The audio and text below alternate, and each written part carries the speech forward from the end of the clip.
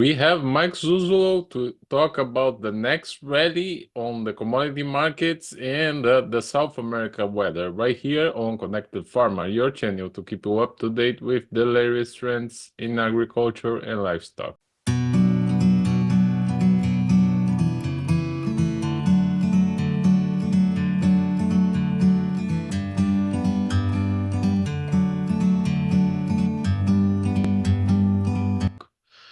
So, Mike, before we jump into what you think is the next rally, we can talk a little bit about South America.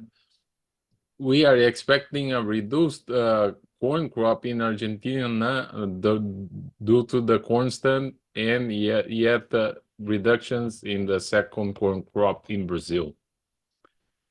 Yeah, and I think this is where, for me, Luis, the upside potential has been with the feed grains more than the soybeans. And I think the data, and I'm going to come back to your weather point here in a second, but I think the data would suggest that that's still correct based upon what China has imported the first quarter calendar year of 2024, January through March. And it shows that at least as far as China's customs data, Brazil has gotten about 54% of the market share of soybean imports. The United States has dropped below 40%. I would suspect that USDA data is going to be pretty close to that as well. And this really kind of goes back to the issue of the idea that between the US-China trade tensions and also the fact that Brazilian beans out of Paranagua have been 20 to 30 to even sometimes $40 a ton cheaper than the United States Gulf of Mexico, and really out of the Pacific Northwest as well, pretty discount as well.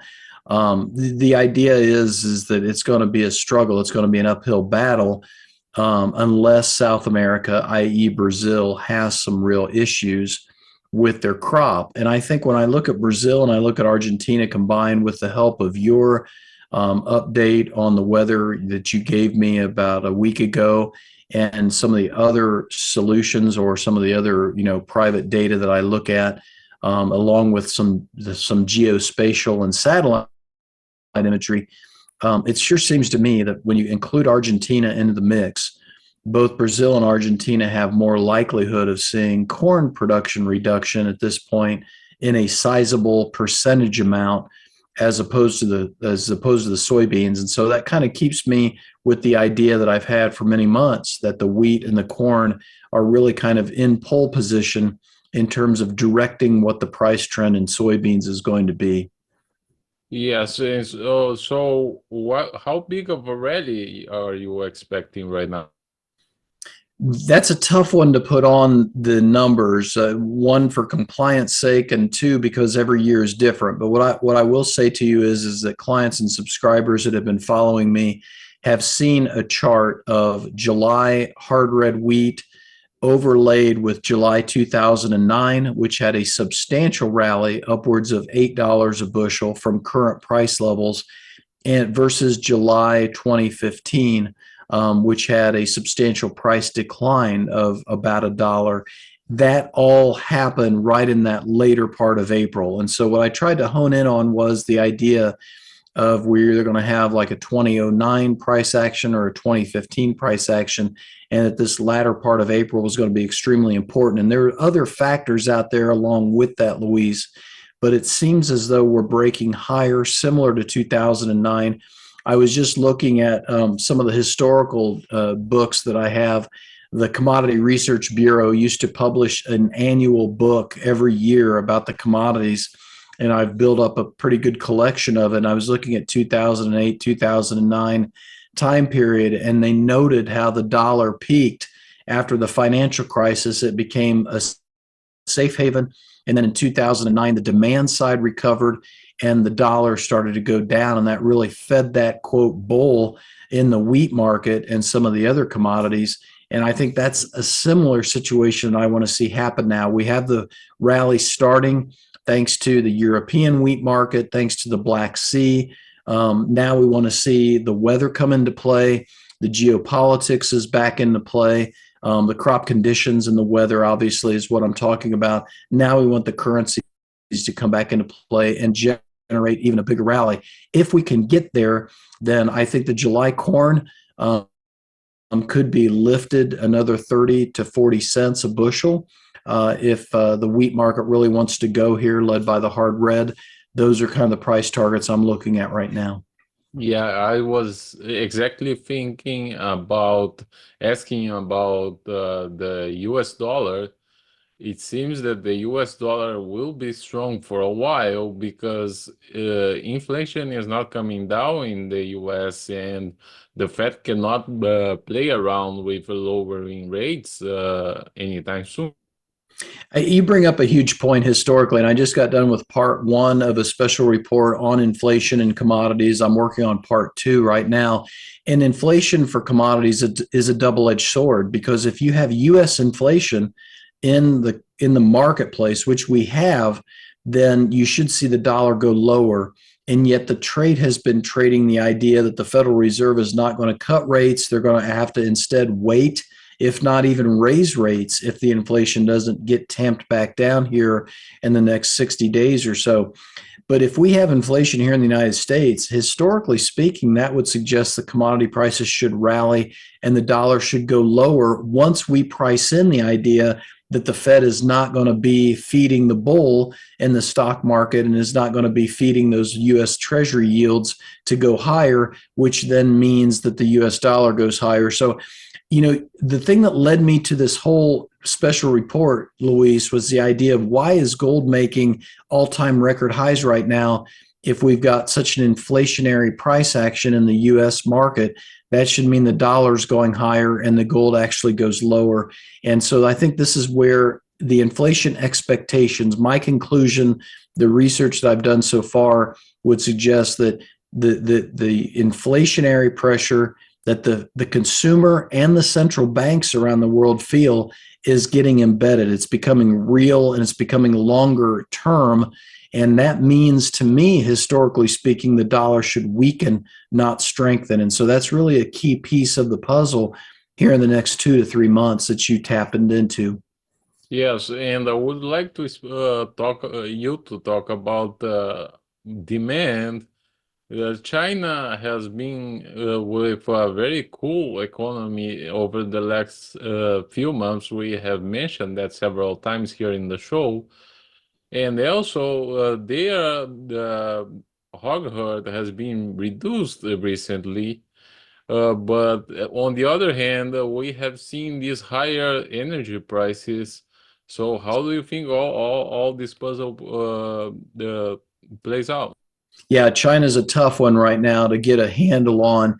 I think what I relied upon in my special report, and this is part of part two in my special report to dive deeper into it, is what is the Chinese consumer doing right now? They're essentially, in my opinion, based upon what I've looked at, they're essentially giving up on the real estate market. They're giving up on the stock market in China as a way of saving or investing. And they're actually the ones buying the gold so strongly, along with the Chinese central bank. And so that calls into question the why would they be wanting to do that? And I think it goes back to the idea of where China is economically. They don't want, the People's Bank of China does not want the currency to weaken too much, because then that means more capital moves out of their country and they've got to fill that hole of external capital, external investment money. So that's why they haven't cut their interest rates, because they don't want their currency to weaken anymore. Having said that, they see that the Japanese yen is at a 34-year low against the US dollar, and they have to keep their currency weak enough to export their way out of the market. And that's the key to me. If they're willing to export their way out of the market and they can't rely upon their domestic consumers to do it, that should be commodity friendly net net. And so what I think's happened here in the last week, and this is where the wheat story I think takes on a different look to it versus the geopolitics versus what's happening with the Black Sea and the increased attacks and strikes on ports near Odessa, if not Odessa itself, whether in Russia, whether in Europe. These things are kind of outside the situation of what's happening with China and their economy. And the Chinese government, I think, is wanting to export their way into their growth of 5%. And if that's the case, then they should want to keep buying commodities.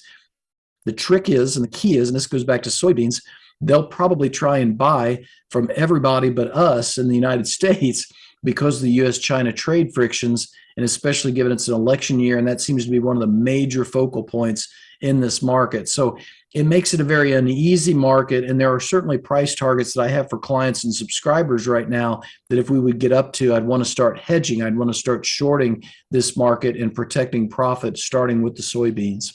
And given that complex scenario, what will be your marketing recommendation for the corn and soybean grower?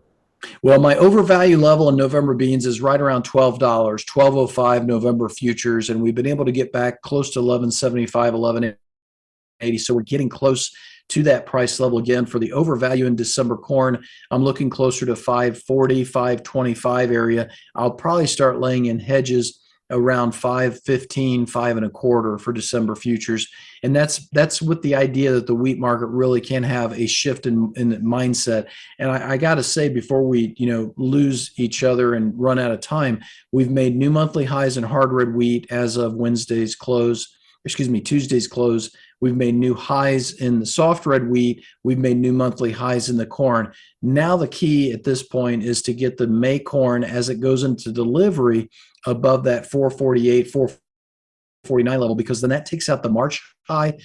And also, I think 448 and 3/4 is the February high for corn on a monthly chart. So if we can get that May corn with delivery in play above 450, I think the trick has been and continues to be, and this is probably where we left off last time we talked, was what's going to shake those commodity funds, those managed money positions that are so net short right now, what's going to shake them loose and make them concerned about being so net short. And I think these technicals need to come together with the fundamentals that you and I are talking about. All right. So anything else would you like to add? I think the key right now is I'll go back to 2009, that model year that I'm kind of running right now, is the idea that we need to see the dollar go down at this stage of the game and depreciate against the Brazilian real. That's been a major piece of the puzzle too. I don't think beans can do it on their own as far as go up. I think they're going to have to need the wheat and the corn. And if we've really got weather problems out there in South America that have not been discovered yet, we should start to see it pretty much right now with harvest starting in Argentina and harvest wrapping up in soybeans for Brazil in terms of the price at the ports that were upriver Argentina price, Paranagua port price. These prices should start to go up, and farmers in those areas should start wanting to hold their grain and not sell, and therefore push prices up even higher. So kind of a couple of things that I'm looking for next year in the short term. Always, Brian. Thank you very much. Thank you, Luis.